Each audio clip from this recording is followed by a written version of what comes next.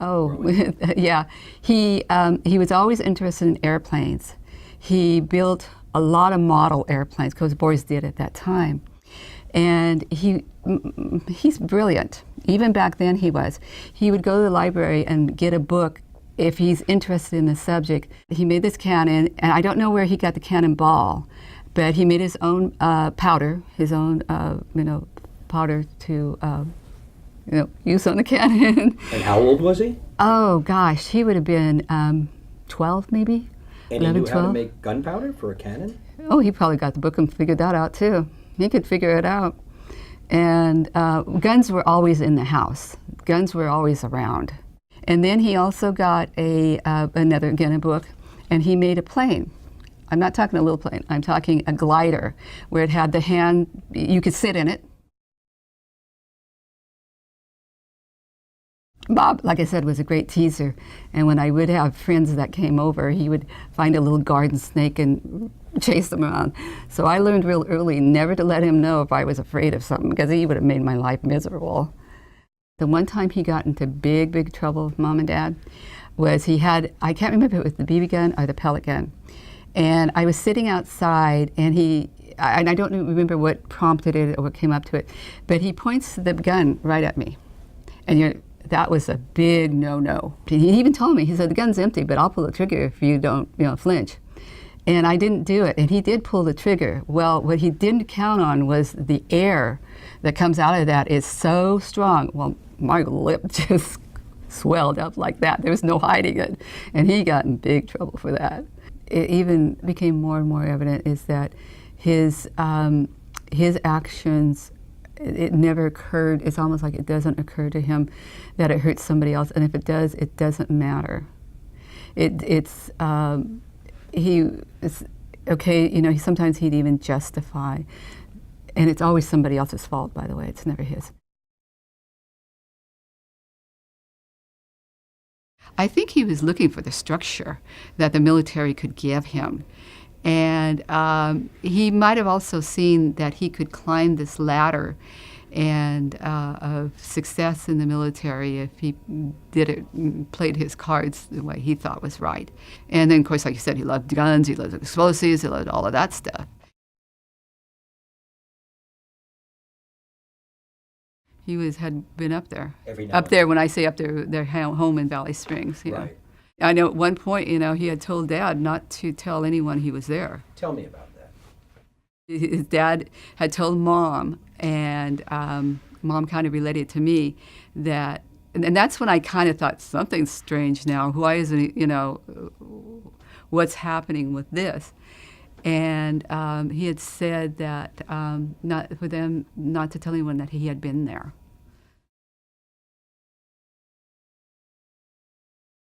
The most interesting one at that time was when the FBI agent came to my door. What he asked me was, did I know where Bob was Thanksgiving Day 1971? I said, I really don't. Why? And he told me, did I know about D.B. Cooper? So that was the first reference to Bob and D.B. Cooper that I had heard. He told me he read a letter Bob had sent to the Army after he had been discharged, and it was an angry letter. And he tends to lash out when he's angry.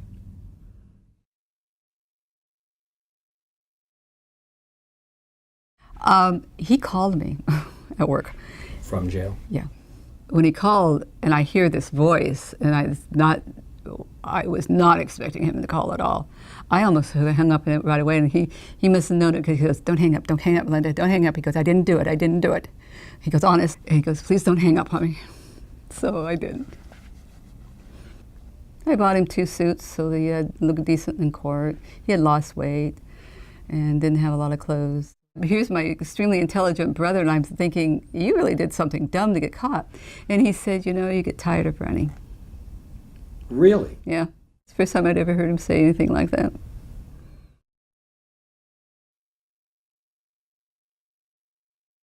Is there any reason that Bob should not remember Uncle Ed? Oh, no.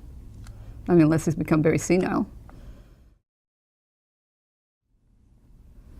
So if Bob denies ever hearing of Uncle Ed... Ed Cooper. I don't know why he would. There are two very venerable journalists, Pete Noyes, Don Ray. During the second trial, they get a call from your brother Bob in jail claiming to be D.B. Cooper. Oh, really? He actually came out and said, I'm D.B. Cooper. D.B. Cooper calling.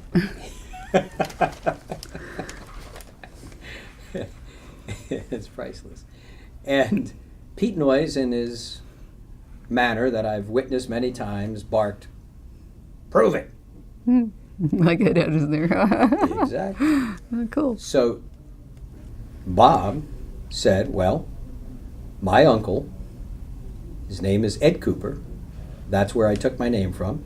And he lives in Phoenix. And he's a parachutist. Does that sound plausible to you? Oh, absolutely.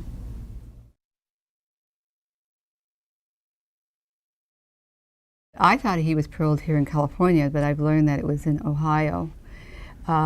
He didn't really try to get a hold of me, and quite honestly, at that point in time, I was kind of fed up with all his lies, his deceit, the fact that he ran out on his bail and ran out on the people who had put up his bail, and once again, you know, causing pain and destruction in his path. And I had finally decided that I couldn't have him in my life because I knew how to use people. He could use me. It got to the point for me when he would talk and I would know that a lot of what he said was not true.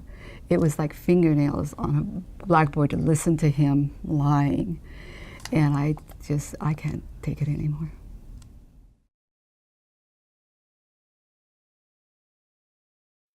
So I started to put two and two together and think, you know what?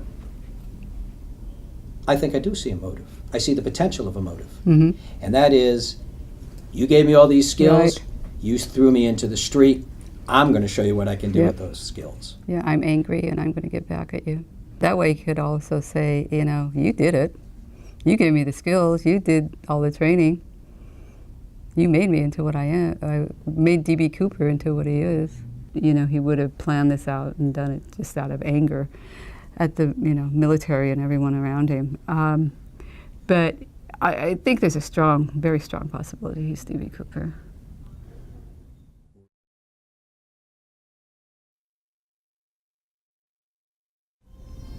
Would you like to take this opportunity right now To communicate with him? to say something to him? You know, what would I say? Are you D.B. Cooper? Confess or say no. I don't think we have anything to talk about. Are there any emotions or feelings you want to share with him? Over the years, you know, like I said, when I decided I needed to break it off with him, there was many times I almost picked up the phone and called him, you know, called the girls to find out how I could get a hold of him to say, listen, we're the only two left in our family. We need to be brother and sister. But I always came back to, I can't do that because I can't allow him back into my life. I just don't know. And I had my daughter to think about too. You know, he uses everybody. He would have used her. He would have used my friends. He would have used, you know, her friends. You know, he just has a way of worming himself into people's lives. And I just couldn't allow that to happen. I wish I could have, but I couldn't.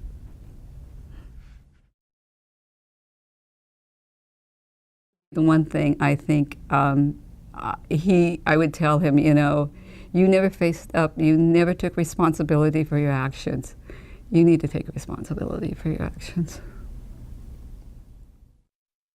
In the old days with Bob too, either you were on his side or you were against him. So if he still has that attitude, I'm going to be against him.